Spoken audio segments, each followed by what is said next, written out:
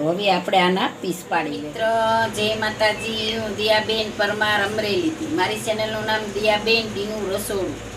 તો આજે આપણે કાજુ બદામની એકદમ સરસ મીઠાઈ બનાવશું. તો મીઠાઈ બનાવવા માટે આપણે આ એટલા કાજુ લીધા છે 100 ગ્રામ જેટલા, અને આપણે એટલી બદામ લીધી છે 10-15 નંગ, અને આપણે આ દૂધનો પાવડર લીધો છે અડધો વાટકો.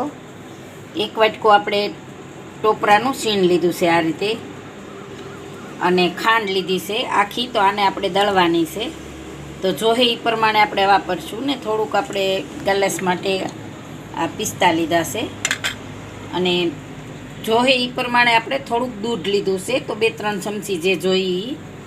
અને બટર પેપરમાં લગાવવા માટે આપણે થોડુંક ઘી લીધું છે. તો પહેલાં આપણે ગેસ ચાલુ કરશું.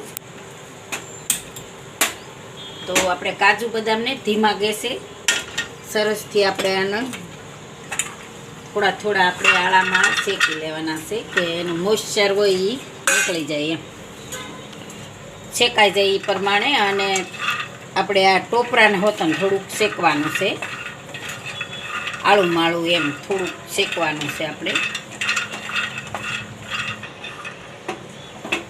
તો હવે આપણે આને કાઢી લેવું આ ડીશમાં. આ ટોપરું છે એ આપણે એમને થોડુંક શેકી લેવું. આને આપણે થોડુંક શેકી લેવું. આને બહુ નથી શેકવાનું, એક થોડું જ ખાલી, કલર નથી ચેન્જ કરવાનો. જો હવે બસ આવું જ શેકવાનું છે. તો ગેસ બંધ કરી દેવું. તો આપણે ધીમો જ ગેસ રાખ્યો તો, કડાઈ તો આપણી ગરમ જ હોય. તો આપણે આમાં લઈ લેવું જુદું.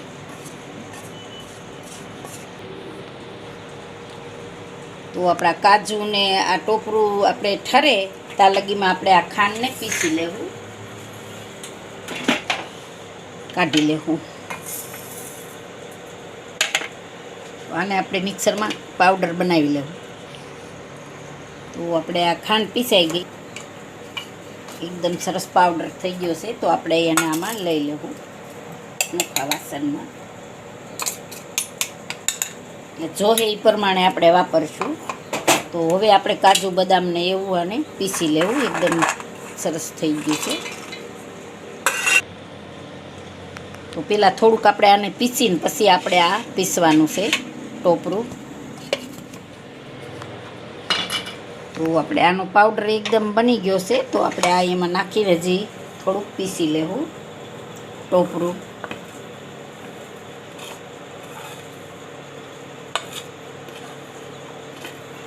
તો બે ભેગું આપણે આને પીસી લેવું. તો બે મિક્સ થઈ ગયું છે. જો આ રીતનું થઈ ગયું. તો આ પાવડર બધું આપણે આમાં નાખી દેવું. એકદમ સરસ પીસાઈ ગયું. આપણે મીઠાશ ઘેરે આસાનીથી બની જાય. તો આ દૂધનો પાવડર છે એ આપણે આમાં નાખી દેવું.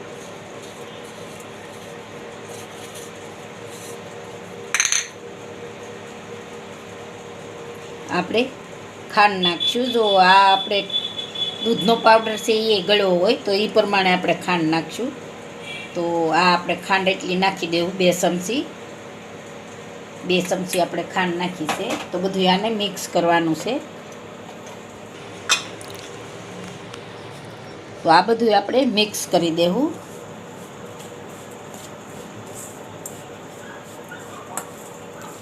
તો આને આપણે મિક્સ કરી લેવું.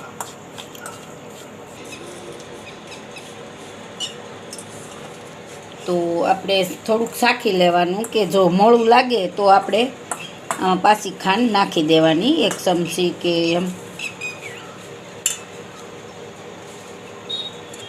તો આપણે જરીક ચાખી જોવું.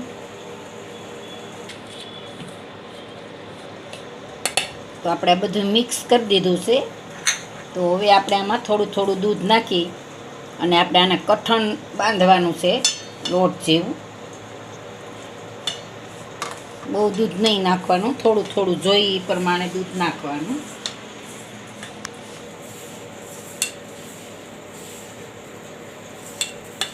તો આપણે આને સરસથી આ રીતે કઠણ કરી લેવાનું. માપે જ દૂધ નાખવાનું એમ.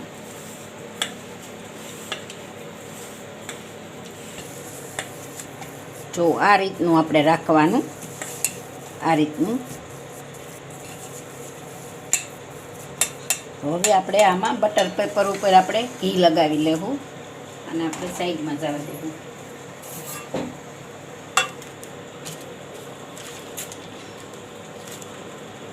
આમાં થોડુંક ઘી લગાવી લેવું.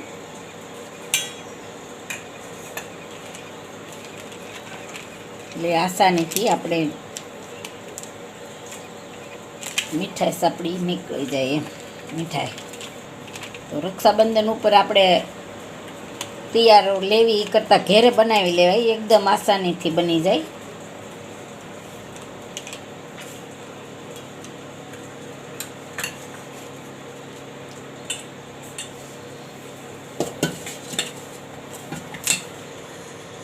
જો આ રીતે પછી આપણે આમાં લઈ લેવું.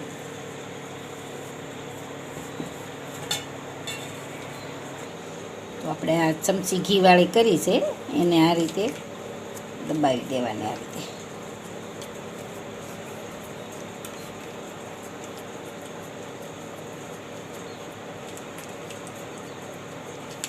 તો આ રીતે આપણે સરસથી ફેલાવી દેવું આને. તો આ રીતે આપણે આમાં સરસથી ઢાળી દીધી છે. તો હવે આપણે આમાં આ પિસ્તા નાખશું. તો એને પિસ્તાથી આપણે ગાર્નિશ કરશું. કેસર હોય તો કેસરથી નહીં થાય.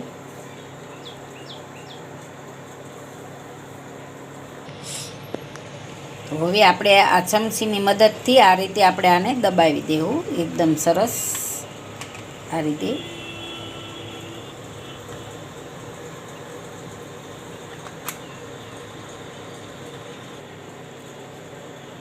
તો આપણે આને અડધી કલાક જેવું આપણે આને સેટ થવા દેવું કે એટલે એકદમ સરસ થઈ જાય આપણી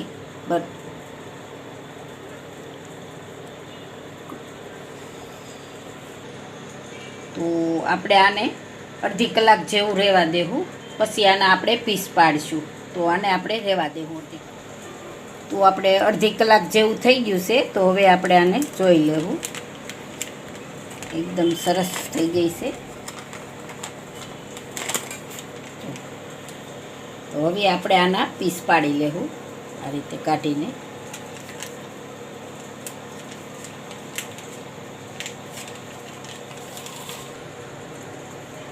તો પીસ તમારે જે રીતના પાડવા હોય એ રીતના આપણે પાડી લેવાના. તો હું આ રીતે પાડું છું.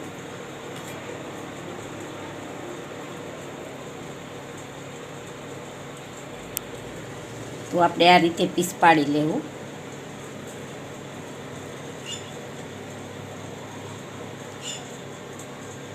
તો બધાય પીસ આ રીતે આપણે પાડી લેવું. તો આપણે આ બધાય પીસ પાડી લીધા છે. આપણે આ સાઈડના આ રીતે આપણે થોડા થોડા કાઢી લીધા છે. તો જો એકદમ મસ્ત બની ગયા છે પીસ આપણા. તો આપણે આમાં સર્વ કરી લેવું. તો એકવાર જરૂર ટ્રાય કરજો. ઘેરે બહુ જ સસ્તી પડી જાય ને એકદમ વાર નથી લાગતી.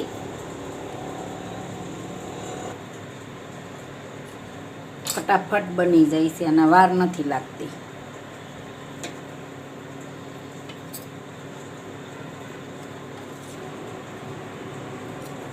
તો આપણે આ એક આપણે કાપીને જોઈ લેવું. જો એકદમ મસ્ત બની ગઈ છે.